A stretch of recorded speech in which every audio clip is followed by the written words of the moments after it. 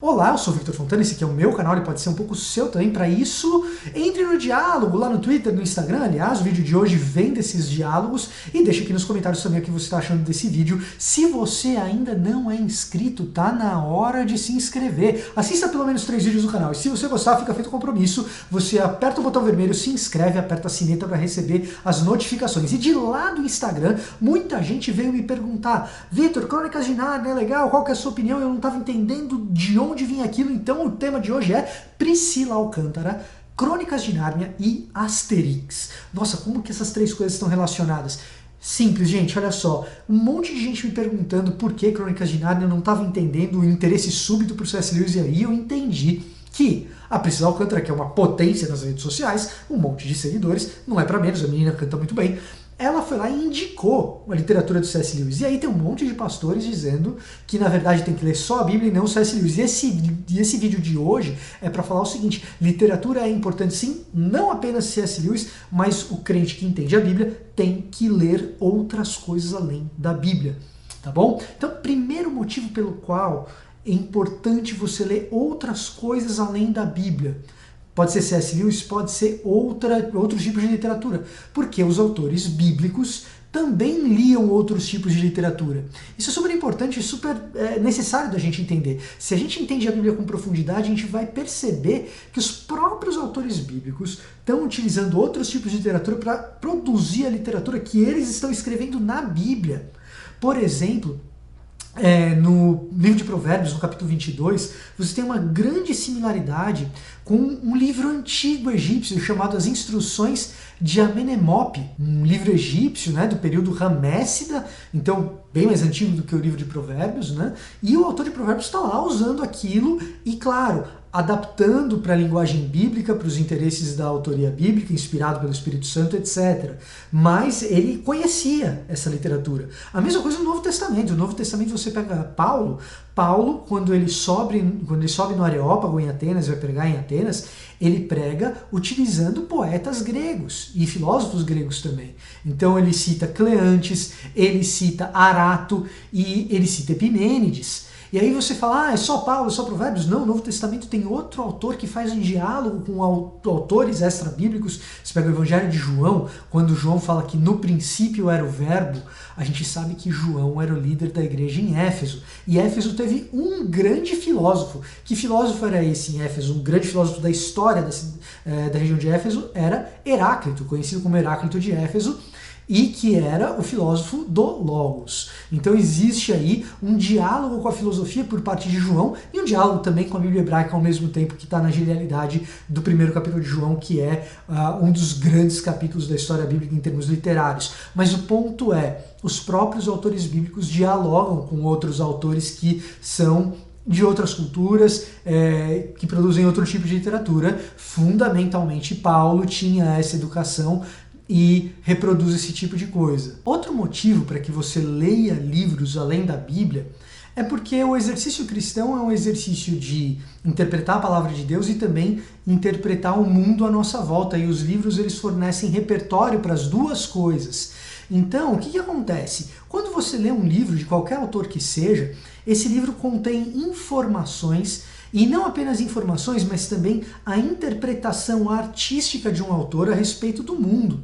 E isso enriquece a nossa própria visão de mundo, de maneira que quando a gente vai aplicar o texto bíblico, de maneira que quando a gente pega a palavra de Deus e vai trazer para a relevância do nosso dia a dia, a gente encontra muitas vezes no diálogo com esses autores um jeito de pensar mais profundo a respeito da vida.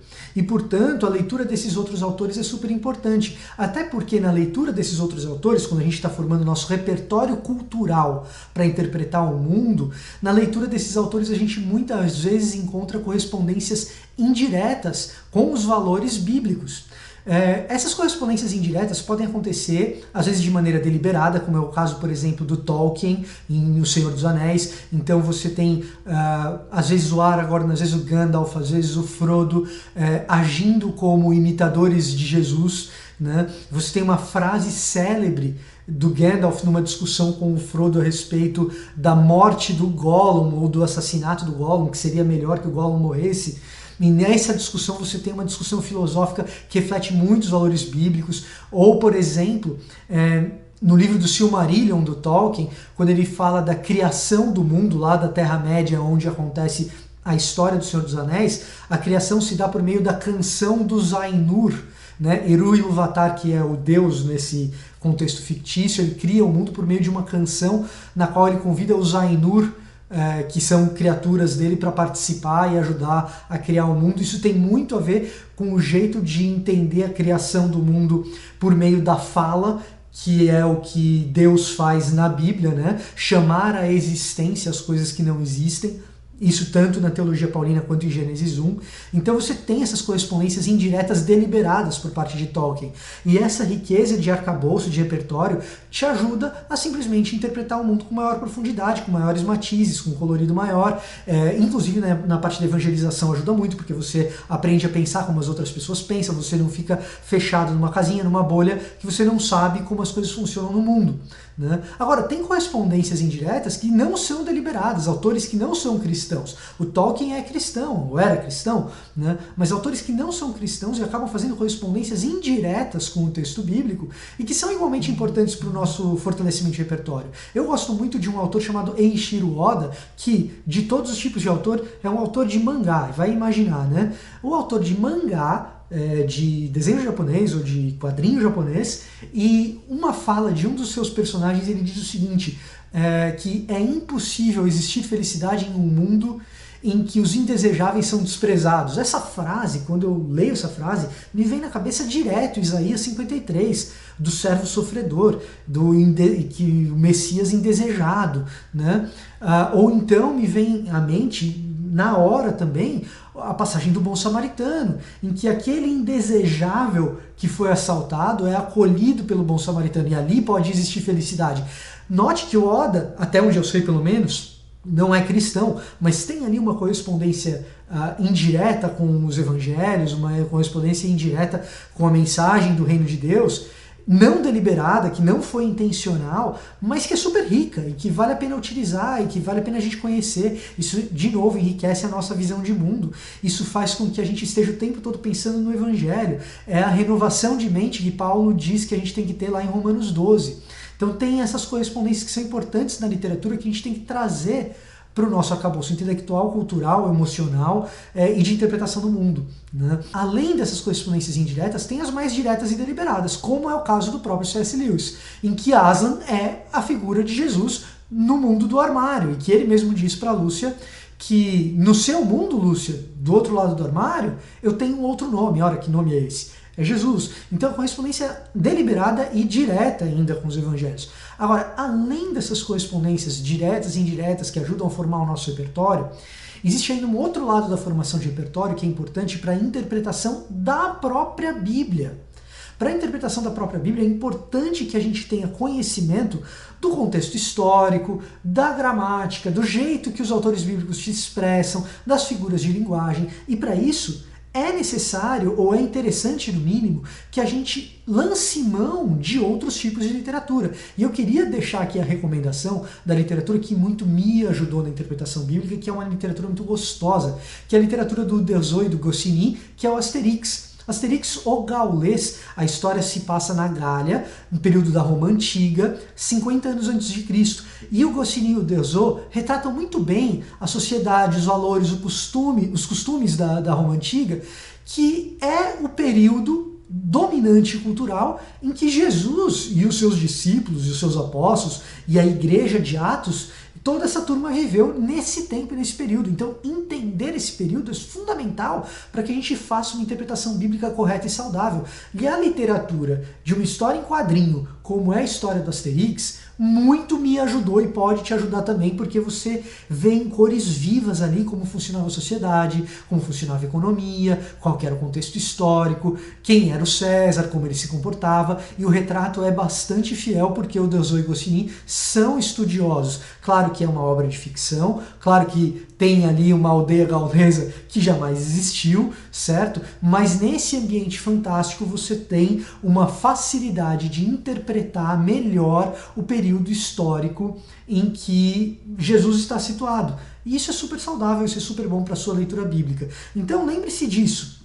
Os autores bíblicos fazem uso de outras literaturas, então não tem problema nenhum, e eles fazem isso com inspiração do Espírito Santo de Deus. Sempre importante lembrar isso. Segundo ponto, a formação de repertório para interpretar o mundo por meio de correspondências diretas e indiretas com o Evangelho, e às vezes com senso crítico para ver onde aquela obra contrapõe o próprio Evangelho. Né? E terceiro ponto, a formação de um repertório para interpretar o próprio texto bíblico, porque a gente precisa de contexto histórico, precisa de contexto literário, e essas leituras que vêm de outras origens nos ajudam a chegar no texto bíblico, que às vezes é muito difícil, e ele ficar um pouco mais palatável, mais fácil de ser compreendido. Então, a Priscila está de parabéns, não apenas pela voz, que para mim é uma das grandes intérpretes, ou a grande intérprete, a grande cantora do mundo evangélico hoje.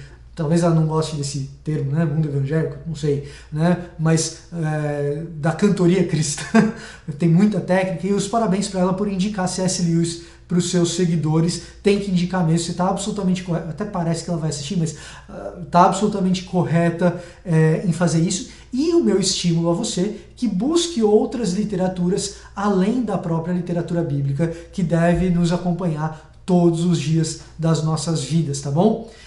Se você gostou, deixa o seu like, isso ajuda muito o vídeo, isso ajuda muito o canal.